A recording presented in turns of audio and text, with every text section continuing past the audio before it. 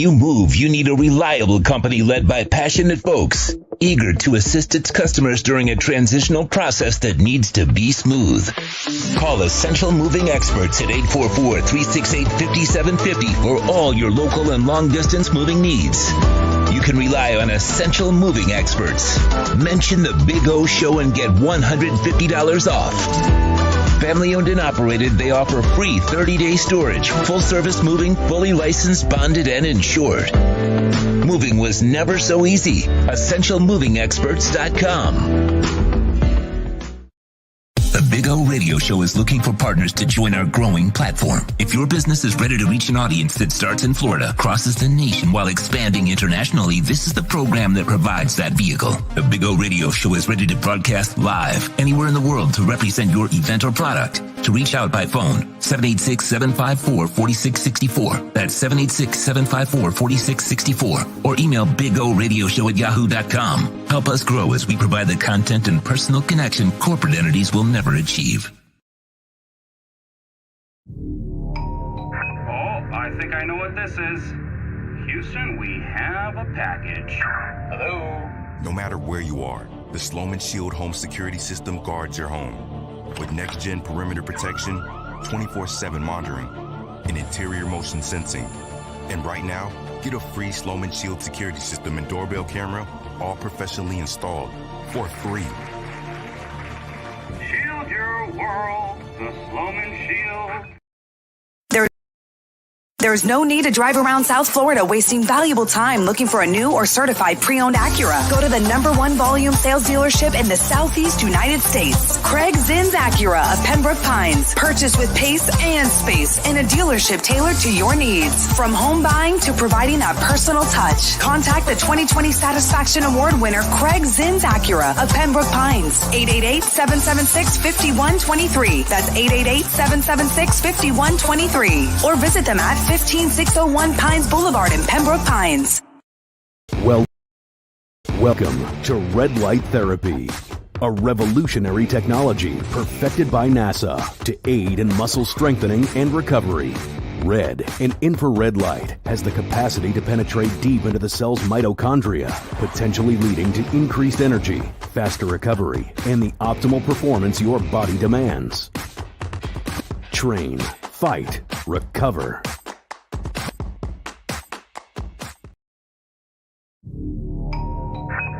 I think I know what this is. Houston, we have a package. Hello? No matter where you are, the Sloman Shield home security system guards your home. With next-gen perimeter protection, 24/7 monitoring, and interior motion sensing. And right now, get a free Sloman Shield security system and doorbell camera, all professionally installed, for free. Shield your world, the Sloman Shield. If you're a Miami sports fan, then there's only one store to go to, and that's Caneswear at Miami Fanwear in Davie. They're your one-stop shop for all your inner Miami CF, Canes, Dolphins, Panthers, and Marlins merchandise. They have hats, t-shirts, game day jerseys, and so much more. Located at 2511 South University Drive in Davie, and open 24/7 online at caneswear.com or innermiamiwear.com. Call them at 954-835-5597. Caneswear, the spot where inner Miami and all Miami sports fans shop. The viewpoint, statements, or beliefs expressed on the following program by the host, guests, or callers are not necessarily the opinions of FantasyXS.com, Media Group Inc. ownership, management, sponsors, or website.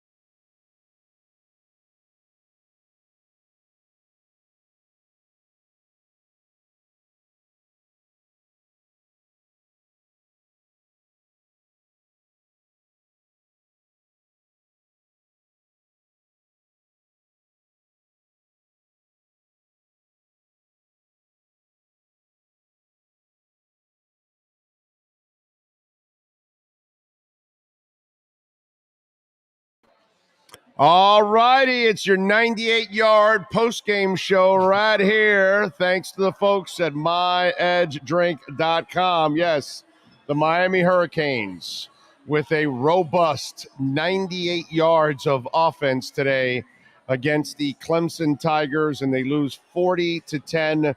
Miami mustered 5 first downs to Clemson's 26. Third down efficiency, or lack thereof, 3 of 11.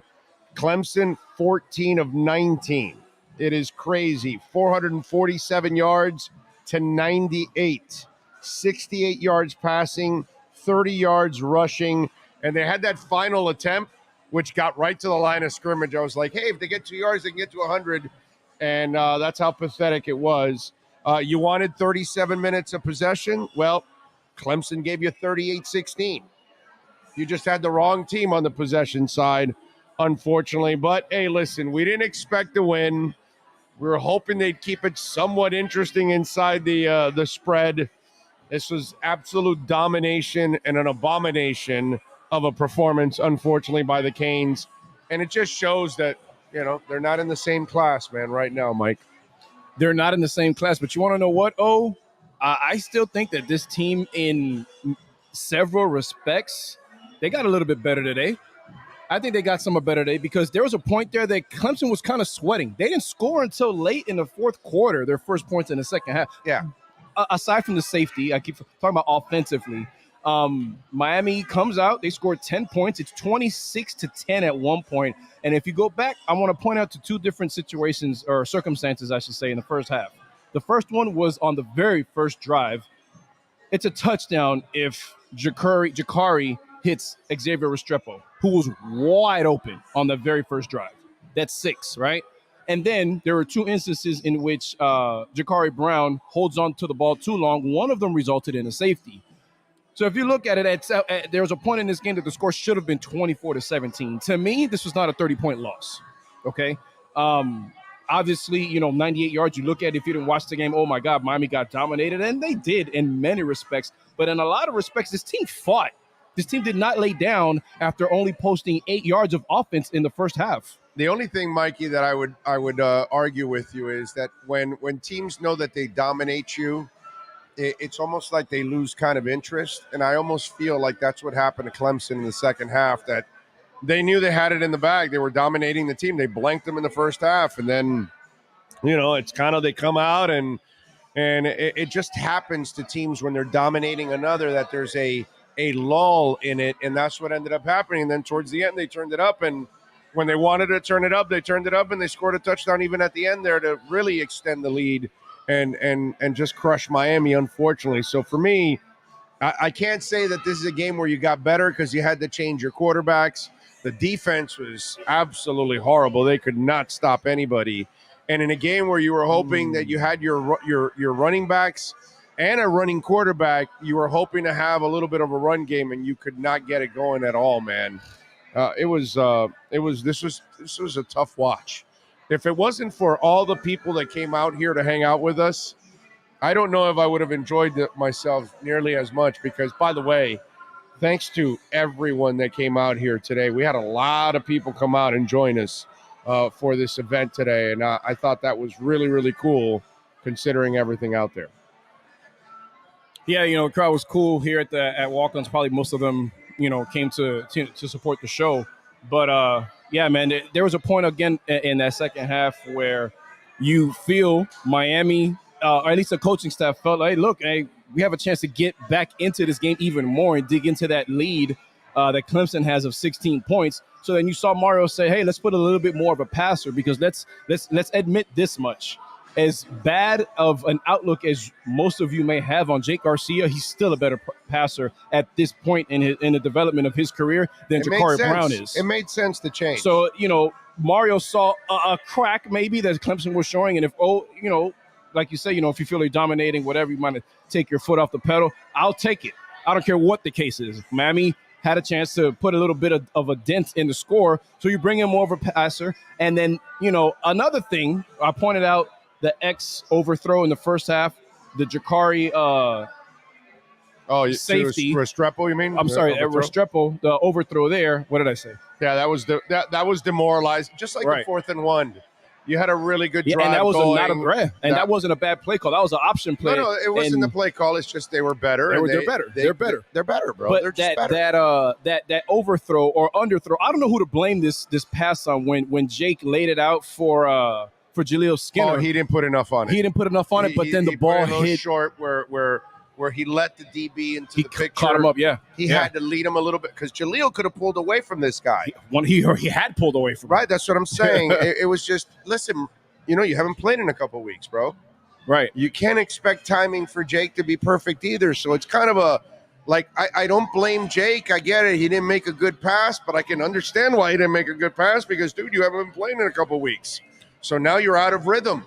And now you're asking him to come off the bench and be perfect. And that only happens with elite players. When you come in cold and you're ready. Yeah, elite players are the only ones that can do that kind of stuff. Developmental players, we can't ask for that, and it sucks because he was open. It could have been easily a touchdown. Dude, the 4th and 1 was a great drive that they were putting together. They were. Apparently, Gizmo thinks we're watching something different. Dude, I think you should come watch the game with us here at Walk-Ons because we were watching 2 different games. But go ahead, O. No, I mean, they got embarrassed and they got throttled, and they weren't going to win this game. But there were moments where they could have made it a little bit more interesting. But this is why they're not good enough. No, 100%. All of these moments makes it that. We're in year what? 1 of Mario and year what? 12 of or whatever it is. By the way, the team you just lost to, they made quarterbacks changes too. Ukulele was struggling early in the season, and they brought in the other kid a little bit too. Cade Klubnik is a future probably top 10 pick. Right, so but what I'm saying is they brought the other kid in to kind of straighten out Ukulele, and then Ukulele, and then they got him back in there. So stuff happens, and listen, I didn't expect them to win, but I'll say that there were a couple moments where at least they could have made it a little bit more interesting. But I think this is why it's who they are right now, unfortunately. I think this team fought more than people expected, especially how things looked in that first half. The second half was different. And I'll tell you what, man, I think that Pittsburgh game is going to be something because, a lot of young guys made their mark today, more of a mark, and you're fighting for bowl eligibility next week, okay? You're fighting for 15 more practices and a situation where you can get even better, you're playing for another to extend your season, right? And going back to that play that we were talking about with Jaleel, everything that you just said, is 100%, but guess what? The ball hit him in the face mask. Right. Yeah. No, I get it, but that's the problem. It kind of went through his hands. And right. But the problem is that you allowed the DB to get in there to kind of create some traffic to make the catch harder for him. 100%. If he leads him, I think you have if he drops it after he leads him, then I can blame it all on the receiver. You know what I mean? But listen, if you want me to get a little technical, if you're a talented receiver and you know what you're doing, in that moment, no, you could do that. But you don't have to do that. What you do is you slow up and you make the DB run into your back. So you let the ball fall in front of you. And so then what happens is then the DB's falling behind you. Momentum. And he's causing penalties because he's running into you, but you're keeping the ball in front of you. Yeah. And that's something that Skinner, again, he's not an experienced receiver. So he's not thinking how to use his body at that moment as a shield to then slow down and then let the ball front. So know the ball's going to fall short because you're supposed to have depth perception. Right. Well, as you know, it's falling short. Okay, I gotta slow up a little bit and let me slow the DB and make him run into my back, and then I can keep the ball in front. But I can't ask. That's a baby that just walked into the program. True freshman. So now I'm going to ask him to be a smart receiver in his senior year? No, because he's not a senior. So I can't do that to the kid right now. So it's a matter of the quarterback leading the receiver. The guy was open, bro, lead him. The other day, Tua had Tyreek open where if he would have led him, it would have been a touchdown. If not, Tyreek had to come back and he caught the ball. But if he would have led him, it would have been a touchdown. That's just the way it is sometimes. Quarterbacks aren't going to be perfect. Yeah. Didn't see Don Chaney out there today. Saw Rooster, saw Henry Parrish, who scored. Did he score? No, I don't think he scored. Yeah, he was just short. Played, what he did out there. Shouts out to Jacurri, man. He had you saw freshman mistakes today. You saw that overthrow to X. You saw him hold on to the ball twice that I can count way too longer than he should have. One of them, like I said, resulted in a safety, and the other one resulted in a big-time sack that probably Not probably. It killed the momentum of the drive because Miami was already on the opposite side of the 50. They were in Clemson territory. But 98 yards of total offense. Listen, to me, I don't care what anybody says. It's not a 30-point loss to me because Clemson, tacked it on at the end. It's a 30-point loss, bro. No matter. Yeah, that's what the scoreboard says. It was, what was it, 23-0 at halftime or what? 24-0. They were kicking their ass. I mean, it just. And then you have 26-10 with a chance to get it. Within. I forgot what happened on that drive, but to me, it wasn't the ass kicking that everybody thought because Vegas said 19 and they covered. But I'm sorry, but the way Miami looked in that first half, probably should have put they had 98 yards, bro. 98 yards is an ass kick. Any way you want to shape it, any way you want. You can't get 100 yards of offense. That's an ass kick. Yeah, we knew what the situation was coming into the game. And the defense just was, absolutely horrible in that first half, dude. At least they came out in the second half and made some noise, but in the first half, that defense was horrible. By the way, Tua's little brother is hanging in there against Ohio State. They're down 33-30. Ohio State does have the ball with the lead. But Tua's little brother is 26 of 36, 293 yards and 2 touchdowns. He also has 8 rushes for 27 yards and a touchdown, too. So he's accounted for 3 of the touchdowns for the Maryland Terrapins, who are 6-4 right now in the Big Ten, and taking on Ohio State, who is 10-0 right now, looking to go 11-0. 3 minutes left in the fourth quarter. And Ohio State has the ball, so obviously they have a chance to kind of seal the deal and win this game. But still, Tua's little brother apparently playing pretty well. I can't understand for the life of me why he decided to go to Maryland. That was a shocker to me. I thought he was going to go to another, maybe somewhere in the SEC or whatever. But he was also highly rated coming out, and could have gone to whatever school he wanted. So respect to him. What other? I don't know what his other offers were. I don't remember what his other offers were. I have to admit. Couldn't have been Alabama. It couldn't have been LSU. I'm going to look it up. He would have gone to one of those. Well, didn't he transfer from Alabama? He was with Alabama, if I'm not mistaken. I'm going to look it up right now. Or did he commit to Alabama? I think he transferred from Alabama, but I may be I'm going to look it up right now. And I'm going to confirm it for you. Okay. All right. Well, he is, by the way, 5'11", 200 pounds. Yeah, no, Alabama, 2019, 9 of 12 for 75% completion. 1 touchdown, no interception. But you know what? He left when Tua left. He probably wasn't going to play, and that's probably why he left. That's a good point because look who they have right now. They have a Heisman contender, a Heisman winning quarterback. What am I talking about? And they had Mac taking over after Tua, so they probably went with Mac, and then they knew, and then you knew that you had the other kid coming. Yeah. So it's like, I'm not going to play here. So you don't end up in Maryland at quarterback if you can go to, Sorry, Maryland fans. I don't mean to insult you. By the way, that logo is terrible. Just want to say you got way too much crap going on in that logo. Holy a turtle moly. With a flag, with like a cross, with whatever emblem you got going on. I don't know. You know what it looks like? It looks like 4 ugly bed sheets that you put together because you needed one.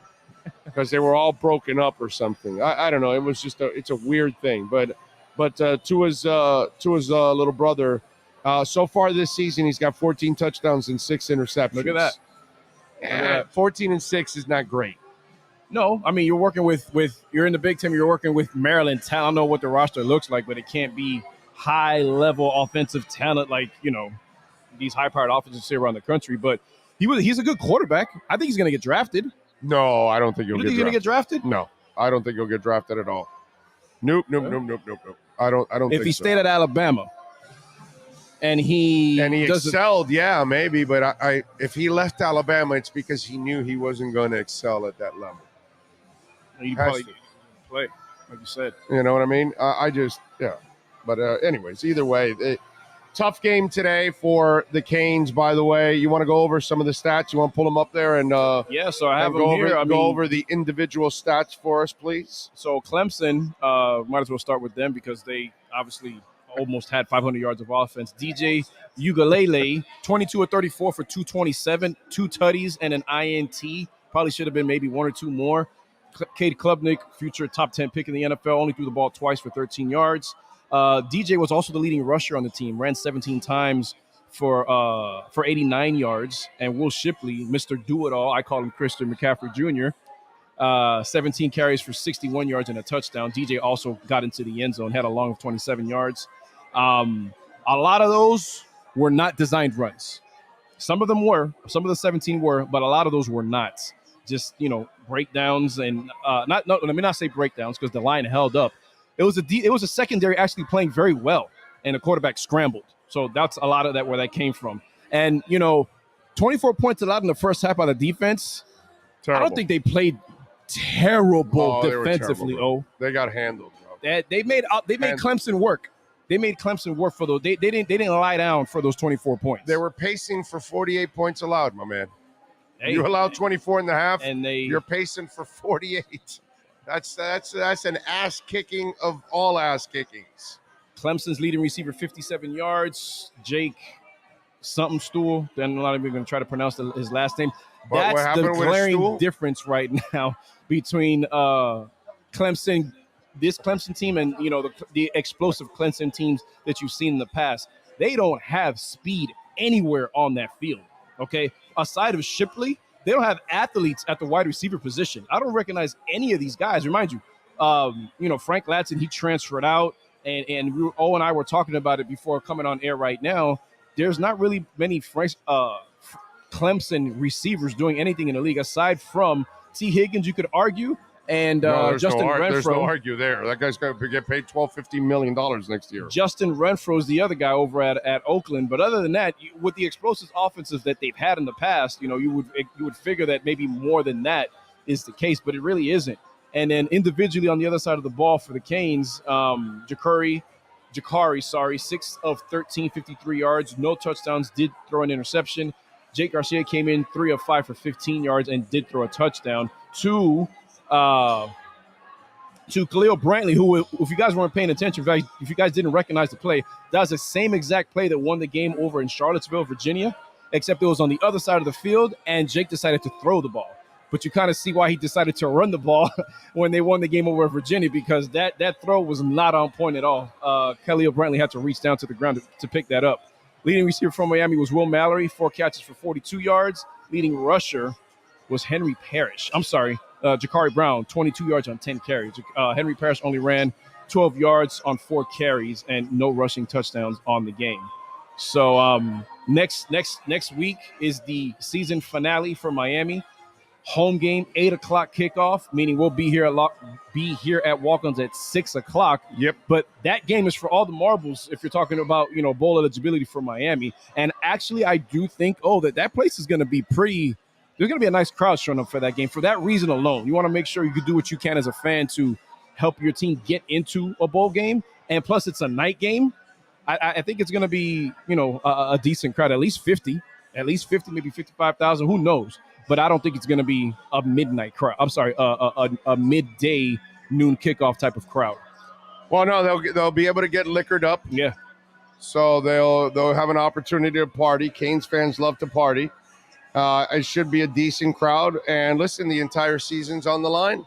If guys want to go to a bowl game, well, then they're going to have to bust their asses to make sure they make it to a bowl game. And we'll find out if they got it in them. That's it. It's pretty simple, man. I don't think there's any other way to phrase it. It's not. This game is gone. You lost this game badly. It was as ugly as it could possibly be. You had some opportunities to make it interesting. You couldn't do it. Now, next week, you're not going to take on the elite opponent of the ACC. There's only one, and that's Clemson. Right. No one else is in their class. Pittsburgh is better than you. They've played better than you. But that doesn't mean it's not winnable. Now, the question is, do they go with a 2-quarterback system next week? Or do they prepare for Jakari starting again and then, Garcia's kind of the break glass approach? I think the only reason we saw Jake today was because of the fact that it was a close game, and you saw that there were some passes that were left on the field by Jakari, and Jake got in there because he, as much as a work of he is in progress as a quarterback, he's still a better passer than Jakari. So I think that's the only reason we saw him in the game today. If Miami is handling business next week, I think the only reason you see Jake is if there's a huge lead or maybe a huge deficit. But my fault, Hurricane 24Q. At your request, I'll go ahead and talk about the defensive stats really quick because you're right. Cam Kitchens and a bunch of the guys on the defense did have a good game. So Cam Kitchens totaled 13 tackles. 9 of them were solo. Total stud. He had a tackle for loss and 2 passes defense. He also forced a fumble. Yep. A big hit. He forced a fumble. That kid is playing like a Thorpe Award candidate at the very least. An all-ACC safety at the very least. James Williams. That's already done. Yeah, all but you know how ACC? they like to keep Miami guys out of the mix. I get that, but he's already all ACC. What that guy has done this year, Cam Kitchens. If you had 22 of them, you'd be like 10-1 or something right now. Yeah. James Seriously, Williams, Cam Kitchens is the shit. Dude. He's the nation in interceptions, and he's going to get better. No, he's just got a knack for the ball. What he did today just proves to you that it doesn't have to be just the interceptions. No. The guy is going to be a positive, and again, the tackling, the numbers are there. Yeah. That guy is a player and a half, bro. Yeah. Wow, that guy is fun to watch. And then for the rest of the guys, I'm only going to name a few more other guys. James Williams had 9 tackles, 7 solo. Caleb Johnson also had 9 tackles, 5 alone. Wes Besaint had 8 total tackles. 7 of them were solo. That, my friends, is a bigger version of Sean Spence. I'm sorry. If you disagree, then you're just wrong. But that kid could play. He could run. He could tackle. He's smart. He's going to get bigger and better. And there's no debate about that. Yeah. No, it's Cam Kitchens has become a guy that you want to just watch what he does in every game because somehow or another he's going to end up making some plays. He is definitely that's the kind of guy you want to keep finding if you're the Canes. That's the kind of dog you need in that program. That's for sure. We are awaiting Manny Navarro. Hopefully he will join us after I guess he talks with the coach and they don't even go to the locker rooms anymore, right? Do they? Huh? Right, they just talk to players. They don't even so I don't know, but I know we'll get Manny hopefully there's in a a few minutes. certain station that you don't like to mention, but I know that they get in the locker rooms. I mean, you hear them. No, yeah, I know Don Bailey goes into the locker rooms, but that's just that's the Canes. That's their flagship. They're supposed to be in there. They're allowed in there. Yeah. I mean, normally everybody used to go into the locker room. Yeah, after the game. But I don't know how it is now, if they're still doing that or it's just,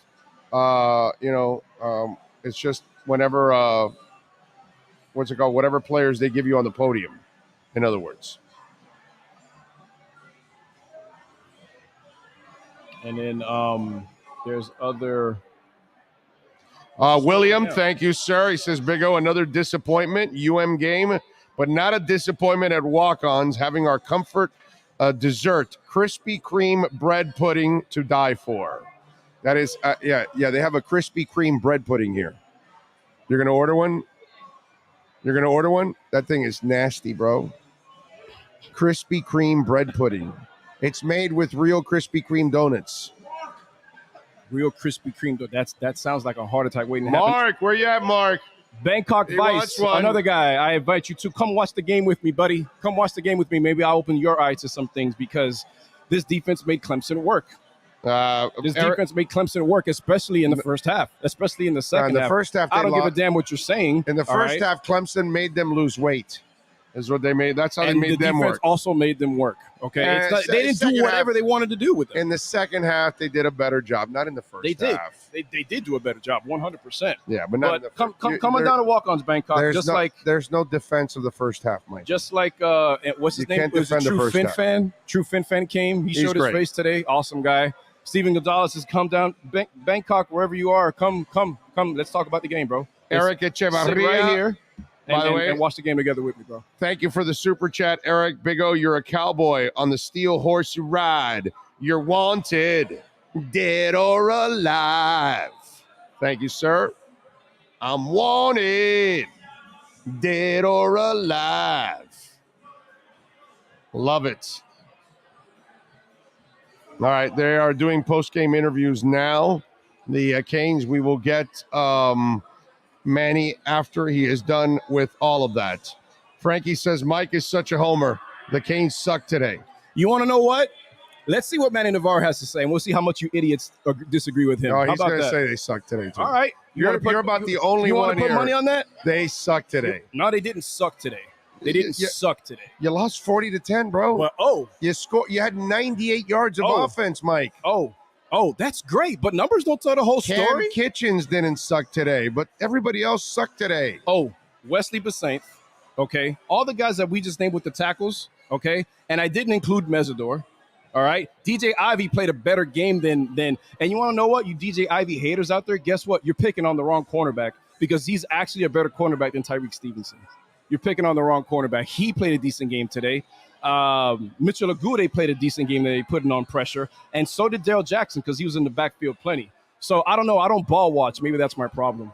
I'll watch the ball more, guys. Yeah, I'll do that. Yeah, they were not good today, bro. You can't lose 40-10 and have 98 yards of total offense, and there's no way of defending that, unfortunately. Now, if they convert that 4th and 1 and it leads to a score, if you hit Restrepo, if you hit Jaleel Skinner, then it changes the entire complexion of the game. But the problem is, if doesn't count, and close only counts in hand grenades and horseshoes.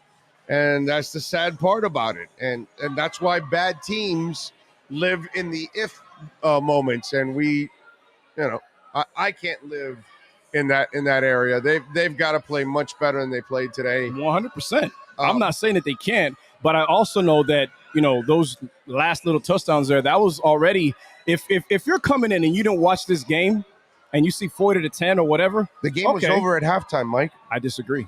What do you mean you disagree? I disagree. They scored 24 points in the half. Miami scored 10. Okay. The game was over at halftime.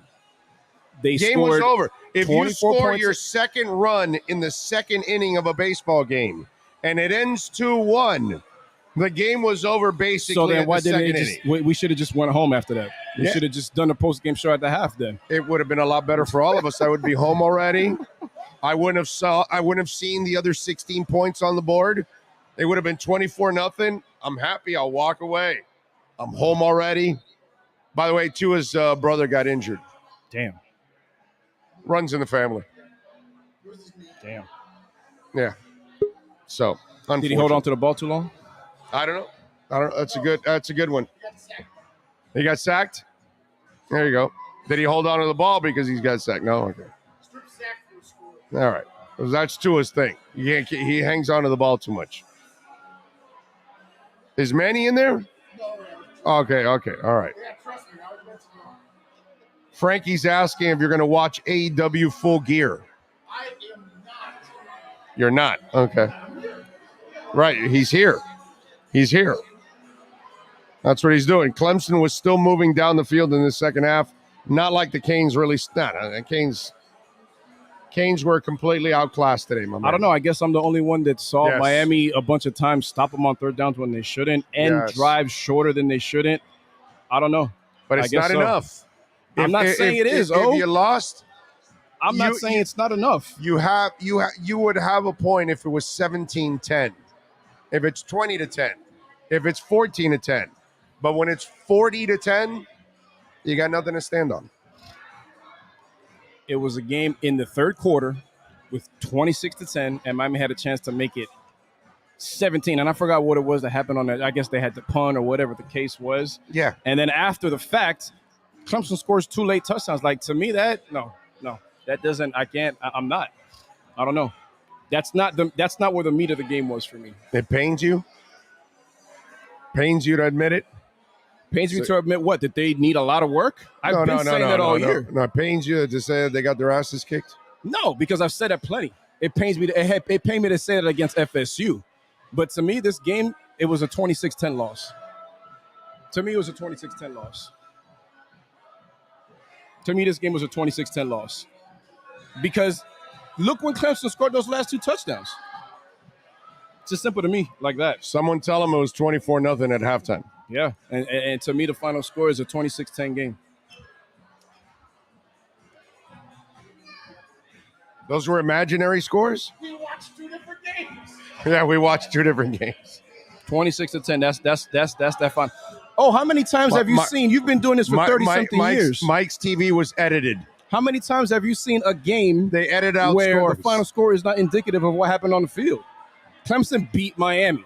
Bro, they had 98 yards of offense. I don't give a tear if they had 19 yards of offense. That's indicative of sucking ass. I don't care if they had 19 yards of offense. All right, those 2 touchdowns were after the fact, and the game was already decided. How can you at say that you point. don't care if they had 19 yards of offense? That means you can't score anything. They had 98 yards of offense, bro. Miami had a chance to make this game a one-score game late into the third quarter, and then it was late in the fourth quarter where Clemson blew it away. I'm sorry, but that just doesn't matter with me. Do you work for the Canes? No, I will. I will. Actually start at the University of Miami on Monday. So yeah. Is your name Mike Bailey Jr.? Well, he works for 560, and I'm not trying to go down that route. I'm definitely not trying to go down that route. Ken, he didn't drive up the score, because if Miami did that, you're working for CanesFootball.com. He did it with the backups in there. He did it with the backups in there, and you even saw the Herb Streets in there, Ken. So it was senior day too. So I mean, Clay Klubnik, that's the guy that's probably going to be starting next year. Who knows? Oh, they brought in scrubs. They brought in announcers' kids. They brought in all kinds of people because it's a route. So you get to bring in some other people. I mean, Dabo and company were like I think at halftime, they were watching like a movie. They weren't really preparing for the second half. At least that's what I'm told. Who's the source? They had Maverick, Top Gun Maverick on at halftime in Clemson. Yeah. I think he says, I think Dabo actually let up a little in the first half. I think the players did. But that's something that normally happens to a lot of teams when they take a really comfortable lead and they know they're dominating their opponent. It's hard for them to maintain that intensity. And then when you have that halftime and then they come back, it's something that happens not to just Clemson, to any team. I've seen it happen to the University of Miami in years past when they were big time teams, that you kind of, the heat. I remember with the big three, they would let up after they'd have big leads or something, and they get kind of bored. And I think that there was a little bit of that in the second half for Clemson. And then as the U started to make it a little bit of a game and start to threaten a little, then they had to kind of pick it up at the end and like, all right, let's make sure we end this so they have no hope whatsoever. And that's basically what they did. Georgia only won 16-6 on the road at Kentucky. 2 really good West Coast games tonight for, the college football heads that like to stay up late. Utah at Oregon. UCLA also plays USC. That's at UCLA, which is a home game. Those campuses are in LA and, whatever. Ole Miss just started at Arkansas. That's 0-0. 7-7 South Carolina and Tennessee. And Georgia Tech at UNC 17-7. That game's in the third quarter, as a matter of fact. Furman, you're talking about? Oh, yeah. Georgia Tech lost to Clemson 41-10, and Miami lost 40-10. Furman lost 35-12. Furman played Clemson better than the University of Miami. How about that? They took it easy on them, right? The Fur played better than the U. That's crazy. 35-12. And it was a game where, let me see, I think Ukulele played the whole game. Yeah, he played the whole game. I'm looking at it now. That's pretty sad. Furman actually did better. That was Leon Fresco sent in a super chat. He goes, sorry, dude, Furman played Clemson better than the U. Do you know if Furman, their quarterback, had 259 yards passing? So that means Clemson laid down on them too, right? No, actually. That's the only explanation. Forget about that. Furman actually scored. They actually put up yards, bro. They rushed for 125 yards. They passed for 259. So they actually had a total of 384 yards of total offense. Yeah. Let me see. So apparently, God. shouldn't. So we shouldn't schedule Furman. Is what every idiot in the chat. is saying. We definitely can't schedule Furman this year. Got it. 34 minutes of possession time for Furman. So was your prediction about possession time for Furman or not Miami, right? Furman. Clemson let up, bro. Maybe they were scoring too fast. I don't know. I don't know, but Ukulele, 2 touchdowns, interception, 21 of 27. Shipley had 10 rushes for 68 yards and 2 touchdowns. How about that? Furman outplayed the University of Miami versus Clemson. Also in Clemson is the game too. But then again, Furman is 9-2. The Palladians are 9-2. How about that? Yeah, Big wins against Wofford, Mercer, Chattanooga, VMI, Western Carolina, the Citadel, Charleston Southern, ETSU. Oof, look at that Power 5 conference. And North Greenville. Oh, my God, look at that schedule. Yeah. That's a hell of a schedule right there. See, that's a man's schedule right there. That's a man's schedule right there. Furman, the Palladians, they are as tough as it gets, bro. That's impressive right there. What's that? Bishop Sycamore might be a team we can beat. I think that's a good, Alex, that's a good idea by your part. Bishop Sycamore, the Canes would have a shot against Bishop Sycamore. I would like that one. I don't even know where Bishop Sycamore is. Neither do I. But does it really matter? You know? Oh, that's the fake one? Yeah, it's the fake school. Oh, it's a fake there you go. Where's Furman, by the way? I see you got to Google it.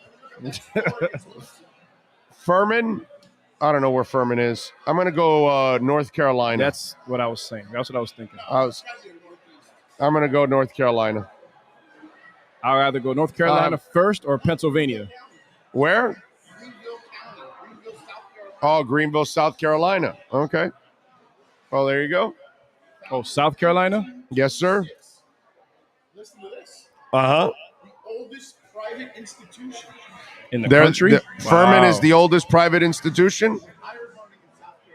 Oh, in South Carolina. Okay. Well, then that's why they outplayed the Canes. That's it. So there you go. The Canes cannot even play as strong as Furman against Clemson. But then again, you know what? I forgot, bro. Wait a minute. That's not a fair comparison. That's a rivalry game. It's the battle for South Carolina. There's a lot of personal stuff on the line between South Carolina and Furman. Yeah. No, definitely. You know that. So there's, you got to take that into account. I mean, Furman is defending South Carolina, and they're just not going to allow Clemson to just take over South Carolina. Not going to happen like that. So rivalry game. Now I can see why Furman was a tougher opponent. I can see it. They play them every year. They know their opponent. It's one of those things. It's personal. They all played high school together. That kind of stuff. I'm predicting Mario gets rid of Gaddis, says Hurricanes 24Q. Could happen. If you don't think that Mario's already had a plan B for when he hired these guys or plan C for when he hired these guys, then you're not paying attention, because look how quick it was and how easy it was to replace the highly regarded Travaris Robinson, who went to Alabama. He goes and plucks the national, the cornerbacks coach from the defending national champion. It's nice. Replacing a coach is the last thing on Mario's mind right now, because he probably already knows who it is. Well, yeah, I don't think he's thinking about that right now. What's it called? Big O, like Furman's is the oldest sportscaster institution in Miami.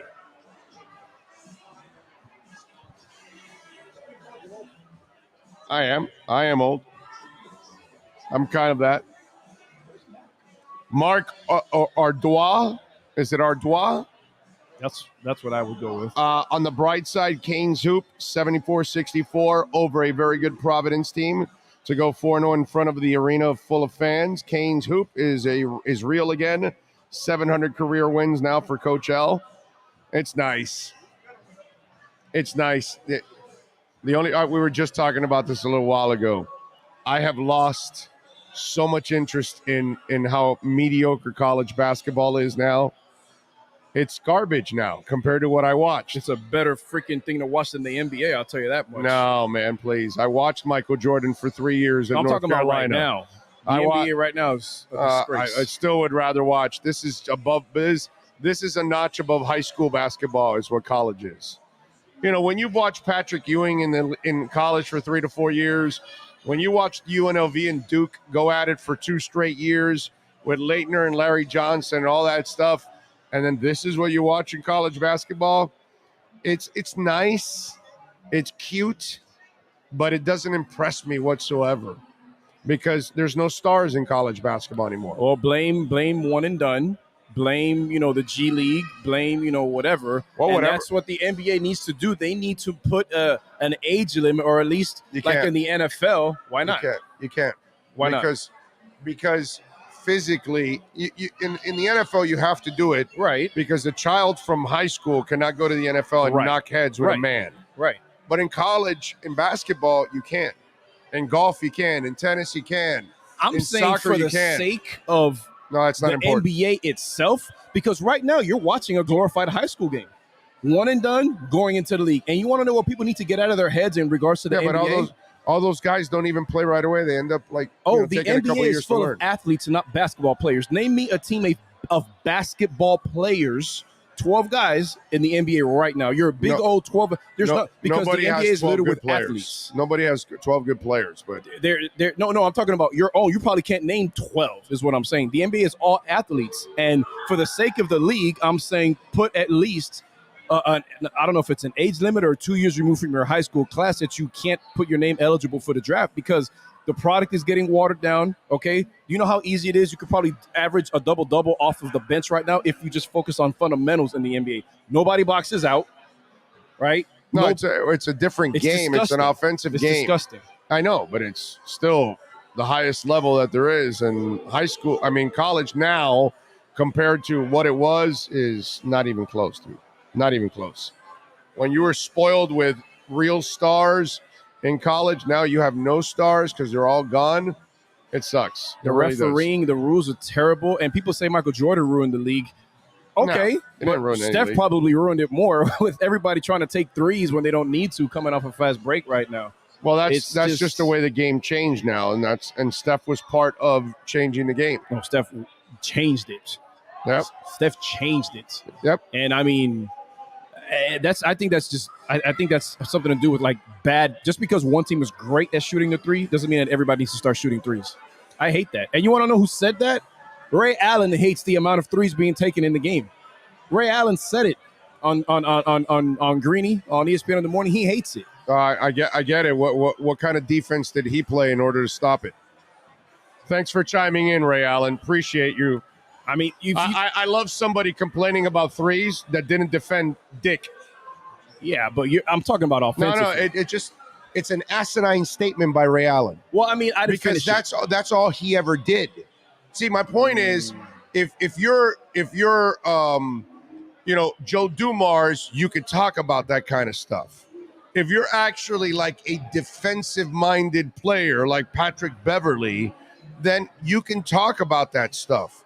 But when you are a three-point shooter, and that's all you were pretty much for the second half of your career, early in his career with the Milwaukee Bucks and all that, he was more of a gifted scorer, driving and everything. But eventually he just became a three-point shooter. And, the last person I want to hear talking about taking too many threes is a three-point shooter. I mean, he was saying it and the fact that he hates that's what offenses start their offense with. They start with their offense with, and he was saying it more in the likes of you like to start your three-point game going from the inside out.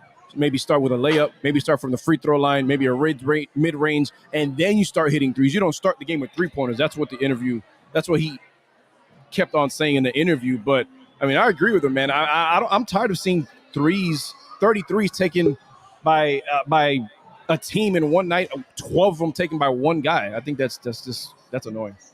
No doubt about it. All right, let's go to the locker rooms. Let's get the latest. What did Mario say? What did the players say? Manny Navarro is ready with our Canes Wear Miami Hurricanes post-game report. If you're a Miami sports fan, then there's only one store to go to, and that's Canes Wear at Miami Fanwear in Davie. They're your one-stop shop for all your Inter Miami CF, Canes, Dolphins, Panthers, and Marlins merchandise. They have hats, t-shirts, game day jerseys, and so much more. Located at 2511 South University Drive in Davie, and open 24/7 online at caneswear.com or intermiamiwear.com. Call them at 954-835-5597. Canes Wear, the spot where Inter Miami and all Miami sports fans shop. Thank you, Manny Navarro, for joining us. And we are joined, by Manny Navarro here at Death Valley, Clemson. How cold is it up there, Manny? What, 30, 40 degrees? You're on mute. Oh, you're on mute. Mute. Can you hear me now? Okay, sorry about that. It's probably in the mid 40s, somewhere in there. It was probably in the 50s during most of the game tonight, but cold. Another outdoor press box where it's cold for us. Oof. Oh man, that sucks. But we're here in Miami. It's like crisp 70s. Why you gotta piss him off? Why you gotta piss him off? Look forward to coming home. Why you gotta piss him off? He looks warm. He looks nice. Bundled. I'm well bundled up here, man. I got my thermal. I got a sweater. I got my jacket. He traveled all this for an ass kicking. He can't be in a good mood. Is he there? You still there, Manny? Oh, he's on mute. He'll be back. There you go. Lost you guys for a second. Sorry about that. Go ahead. You're good. So, Manny, what was the mood of the team? Because and I were having a little back and forth here, and to me, in my estimation, I don't think that the score was indicative of how these guys played, especially in the second half. He thinks I'm a wacko, saying that. But you're trying to draw the positive out of this. I understand. I know where you're trying to come with this, Mike. It's not even that. It's not even that I'm trying to pull the positive out of it. But honestly, the way that first half looked, I thought that they were going to score 60 points. And Miami fought in that second half. So they did. I think that's the one thing you can say. I think you had guys on defense like Cam Kitchens and DJ Ivey and a few others that certainly were trying to hit and create turnovers, and they did. They had some big hits there in the second half. They could have just rolled over and played dead like I thought they did against Middle Tennessee, right? You go back and you look at that fourth quarter against Middle Tennessee, and it was embarrassing. This game they finished, they tried. Look, man, 98 yards of offense. That's the story here. Third lowest output in school history. You have to go back to 1965. To go back to 1965 in Notre Dame to find an offense that struggled that much at Miami. Furman had almost 400 yards on him and scored 12 points. Yeah, just not a good night for offensive execution, and Viagra couldn't fix it. So flaccid. Rough night running the ball, rough night throwing the ball, all of the above, and I kind of felt for Jakari Brown because. If he makes that first connection with Xavier Restrepo, maybe he plays with a little bit more confidence in his game than he did the rest of the way. I thought it was one of those that maybe he didn't let go of. The players said that wasn't the case, that he kept playing with a high spirit. But it's one of those plays. And then also the other one that they took away on the quote unquote blindside block. I honestly don't know what else Jalen Knighton could have done there. Because if he doesn't lay shoulder into him. He doesn't pick up the first down and take off running. So it just a complicated night in terms of penalties and a bunch of different problems. But you know what, man? Look, 40-10 shows you how far this program is from catching Clemson. And Clemson's not even all that. So that Jaleel Skinner missed down the sidelines, the Restrepo one, and then the 4th and 1, all those things probably could have changed the dynamics of the game. But it kind of, to piggyback off of what you said, it kind of shows you why the Canes are where they're at right now. They just don't have enough players to make the plays that you need in these kind of games. They really don't. And, I think a lot of it is up front, offensive and defensive line, those two areas. That's where when you face an SEC caliber team and Clemson's offensive and defensive line have SEC caliber players. I mean, they have guys that are going to be playing in the NFL on both sides of that line. And, you know, that's where it shows. It shows, you know, when you're kind of just getting beat up over and over. And I thought in this game, you know, you could never establish the running game. You could never really get Jalen Knighton going. You could never really get even Jakari going in the running game. And when you can't run the ball and you got a true freshman quarterback back there who's not exceptionally accurate, you're going to have a night like this. What did you make of when the score was 26-10 and Miami was maybe starting to make, you know, Clemson have to play a little bit more, about the insertion of Jake Garcia? Was there anything wrong with Jakari, or was the offense or was the staff just figuring, look, let's get a little bit better of a passer in there because we want to call some different stuff and we have a chance to make this a 26-17 game? Yeah, I think Mario, I mean, he said it that, you know, they were trying to just get a lift because they couldn't really throw the ball and complete it. And you know, Jake was kind of just fortunate enough that they needed him, right? They needed to come in and throw somebody else out there, and he was able to get them in the end zone. I thought he had a good throw to Skinner. I know the Clemson guy was there. It wasn't like he was wide open, but that's a ball that, you know, maybe a true freshman doesn't catch, but maybe Jaleel Skinner as a third-year player learns and goes up and makes that grab, and it changes the way that game ends. What happened with Don Chaney? I mean, he was cleared to play, if I'm not mistaken, right? What was the status with him?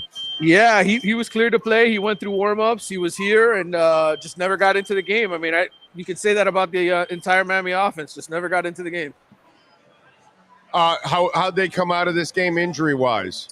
I think Corey Flagg is probably done for the year. Not that there's much left to play, but I think it was probably a serious enough injury. I mean, I know people say, oh, it's just Corey Flagg and he's not that good anyway or whatever, but, you know, he is your middle linebacker. He does get a lot of guys lined up before the snap, and so they played, you know, most of the game without him. I think he left in late first quarter or early second quarter. I'm not exactly sure when he went down, but you know, you had other guys in there. They're not very deep at the linebacker position to begin with, so you know, you had other guys in there.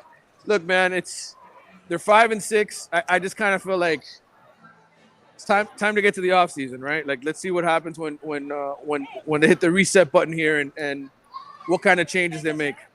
Can you tell Mike that they got their ass kicked today? Because he doesn't think they got their ass kicked today.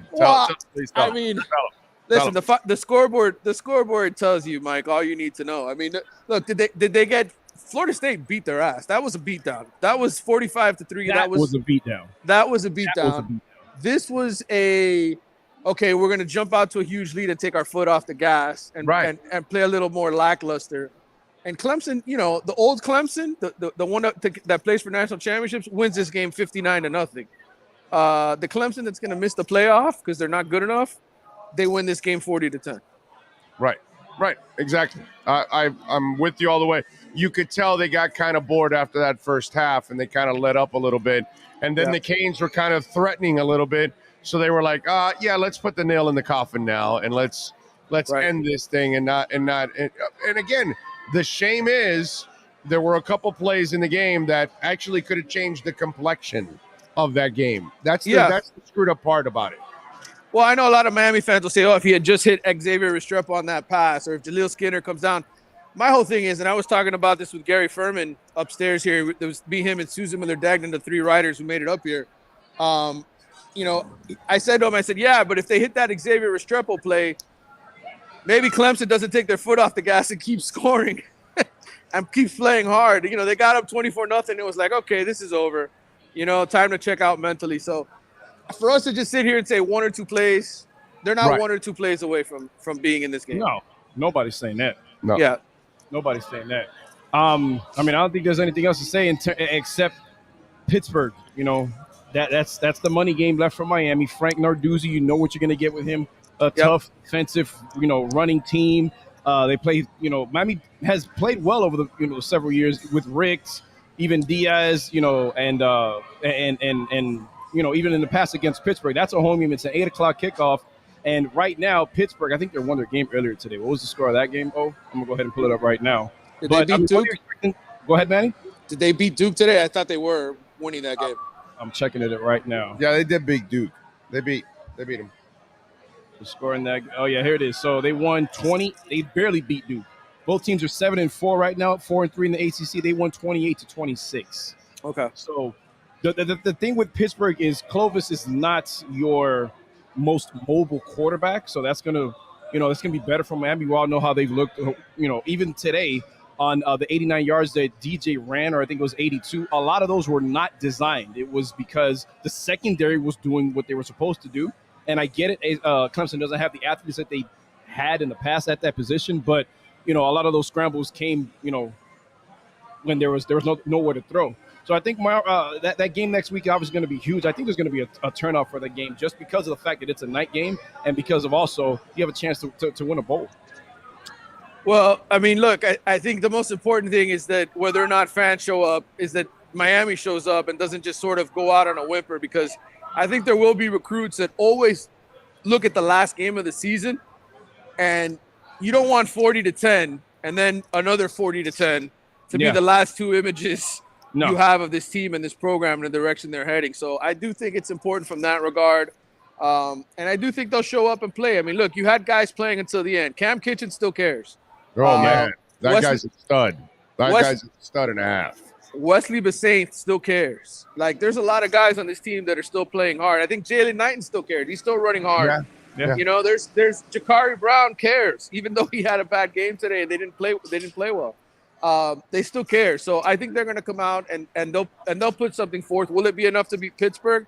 I mean, look, that's not the kind of team that you fear, right? I don't think Pittsburgh's one of those teams you say, oh, there's no way Miami's beating them. So I think they have a shot, but at this point, most important thing is get through this season, get to recruiting, get to that transfer portal, and come pick your kids up. All right, so we'll wrap it up with this. What's your gut tell you? Jake Garcia or Jakari starts next week? Tyler Van Dyke. I'm serious. I think Tyler Van Dyke may start the last game of the season. Let's just say I have some information. Wow. All right. Then we're going to go with that. All right. So, hey, listen, if you want to try to get to a bowl game, maybe Tyler Van Dyke might be your best way to get there. You got 98 reasons to put Tyler in there for one last try. Yeah. Okay. Now, you say one more thing before you go. I think the only way that Tyler would have seen the field again this season if his shoulder was 100% healthy. So I think Manny Navarro knows something that we don't. We'll see. We'll see how this week goes. I think there's a chance that it happens. If not, then it probably doesn't matter who starts, because this offense is probably going to have another tough day because Pittsburgh can get after the quarterback. Yeah. By the way, somebody tweeted out to John Ruiz, any given Saturday you can spend $7 million on NIL for 9 yards of first half offense. And then he tweets back, every given Saturday you don't have $7 million. Damn. That's right. He's right about that. He's right about that. Every given Saturday, I'll never have $7 million. So he's right about that. That's for damn sure. All right, what do you got going on The Athletic? Because we'll catch you on Tuesday night. Yeah, well, the usual, brother. You know how it is. I'll have my takeaways from tonight, big picture look at the program, and plenty of recruiting, man. That's going to be the most important thing here from now until signing day. The transfer portal is going to get busy. All that stuff's going to be coming in the weeks ahead. Probably some coaching changes, too. Yeah, I would not be surprised if that happens. But you got me excited a little bit more about the Pittsburgh game next week, because if Tyler starts, I kind of like that. At least that gives you a better chance. So I like that a lot. That's a good positive note to end on this post-game report. Manny, thank you, my brother. Be safe in your travels. All right, brother. Take care, guys. Take care, Mike. Manny. Follow him on Twitter at Manny_Navarro. More importantly, subscribe to The Athletic. That is your Caneswear Miami Hurricanes post-game reports. If you're a Miami sports fan, then there's only one store to go to, and that's Caneswear at Miami Fanwear in Davie. They're your one-stop shop for all your inner Miami CF, Canes, Dolphins, Panthers, and Marlins merchandise. They have hats, t-shirts, game day jerseys, and so much more. Located at 2511 South University Drive in Davie, and open 24/7 online at caneswear.com or innermiamiwear.com. Call them at 954-835-5597. Caneswear, the spot where inner Miami and all Miami sports fans shop. All right, it is time to wrap it up here on the program. On behalf of Mike McCoy, of course, Sean Stanley, the man that masters this program, Chad Shobe, of course, also helping us out. We thank Will Vandervoort. We thank Lee Sterling, Gabby Arrudia, Manny Navarro, and of course, I got to thank my man Jason Semino, the head chef here, Joe, Yamira, all the great people that make it happen for us every time here at Walk-Ons. My man Al Caballero also making it happen. We thank all of you out there, and thank you for coming on out here and joining us and hanging out with us all day. A lot of you came out that watched the program, follow the platform. We are so blessed to have your support every single day. So whether you tuned in, you subscribed, you sent in a super chat, you made a donation through Cash App or Venmo at Cash Big O Show, or you brought in some Entenmann's, or you visit our sponsors. Thank you so much out there for supporting us the way you do. We'll be back on Monday, bright and early at 10 a.m., baby, ready to rock and roll and carry you through your week. Y'all be good out there. Be safe. Enjoy your football Sunday. We'll see you on Monday. This has been the Edge Energy Drink Miami Hurricanes postgame show on the Sports Talk 305 Network. Live from Walk-On Sports Bistro in Kendall. The show is mastered by Sean Stanley and Chad Shope. When you're looking for the finest energy drink on the planet, you can only get it delivered to your home or office by going to myedgedrink.com. Use your code Big O and get 10% off an energy drink that's delicious, smooth, and has zero aftertaste. Please subscribe to our platform by searching Big O Radio Show on all digital avenues. On behalf of our staff, we thank you for supporting us. Have a fantastic week.